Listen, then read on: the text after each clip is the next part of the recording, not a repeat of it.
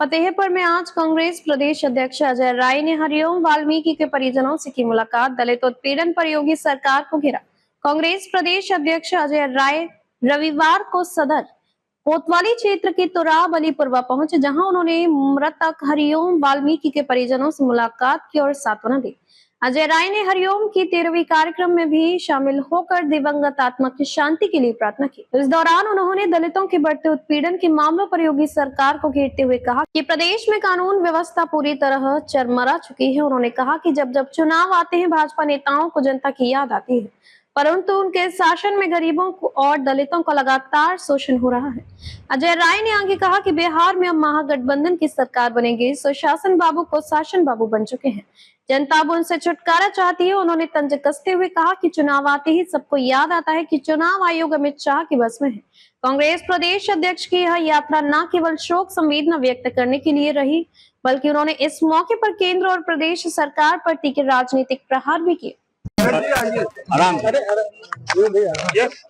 पिताजी आ गए हैं। मैं हो अजय जी आज आए थे यहाँ पे, क्या नाम था? नहीं, आज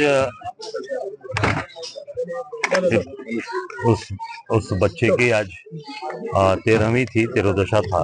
आज वो हमारे नीचे रखो सनातनी धर्म में 13वीं पर श्रद्धांजलि अर्पित करके उस दिन अपने सगे संबंधियों को लोग वहाँ प्रसाद ग्रहण कराते हैं। तो आज हम लोग आए हैं, आज इनको श्रद्धांजलि अर्पित किया हरिओम को, और इनके परिवार के साथ जो वादा हम लोगों ने किया कि हम कांग्रेस पार्टी आपके साथ हमेशा खड़ी रहेगी, उस वादे के साथ पूरी कांग्रेस पार्टी हमारे नेता आदरणीय राहुल जी से लेकर प्रत्येक हमारा कार्यकर्ता इस परिवार के साथ खड़ा है। जहां भी दलितों के साथ और इनके साथ अन्याय हो रहा है, जिस तरीके की घटनाएं हो रही हैं, आप देखिए हरिओम वाल्मीकि के साथ पहले घटना नहीं हुई। हरिओम वाल्मीकि के साथ घटना घटती है रायबरेली में, उसके बाद अभी कानपुर के अंदर,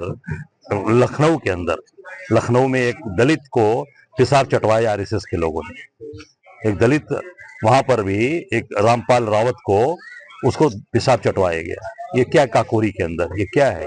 ये लगातार अभी एक दलित बिटिया ने आत्महत्या कर लिया कानपुर में 6वीं मंजिल से कूदकर, वो भी संखवार दलित। ये पूरी तरीके से सरकार दलित विरोधी है और दलितों की पूरी तरीके से ये सफाई करने पर लगी है, पूरी तरीके से इनको साफ करना। सर, बिहार चुनाव के लिए के तौर से हमारी सरकार बन रही है, वहां पे 20 साल के जो सुशासन थे वो कुशासन बाबू हो गए। उस कुशासन बाबू से बिहार के लोग छुटकारा चाहते हैं। नौजवान बेरोजगारी से लोग तंग आ चुके हैं, वहाँ बेरोजगारी महंगाई से तंग है, और वहां पर एक ही धंधा दिया इस सरकार ने, शराबबंदी करके वहाँ शराब तस्करी करा रही है सरकार। सारे सत्ता पक्ष के जनप्रतिनिधि, वहाँ का प्रशासन, पुलिस पूरी तरीके से शराब तस्करी का काम कर रहा है, व्यापार कर रहा है, जो इस सरकार के अंदर फल फूल रहा है। सीबीआई के एक पूर्व डायरेक्टर है जिनका कहना है कि लालू को चारा घोटाले से बचाने के लिए कांग्रेस ने ही कदम उठाया। देखिए सर, अब चुनाव आ गया है तो सारी चीजें लोग बोलेंगे, डायरेक्टर भी बोलने लगेंगे।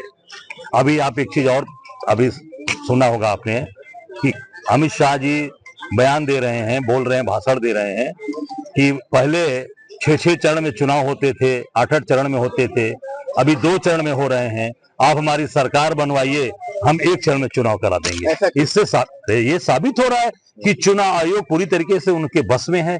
वो जो चाहेंगे वही चुनाव आयोग करेगा, जो चाहेंगे वही चुनाव आयोग से कराएंगे। इसे जो राहुल जी बोल रहे हैं कि चुनाव आयोग पूरी तरीके से इनके साथ मिला है, मिलकर काम कर रहा है, अमित शाह ने वो आज बोलकर दिखा दिया कि हम हमारी सरकार बनाओ, चुनाव आयोग तो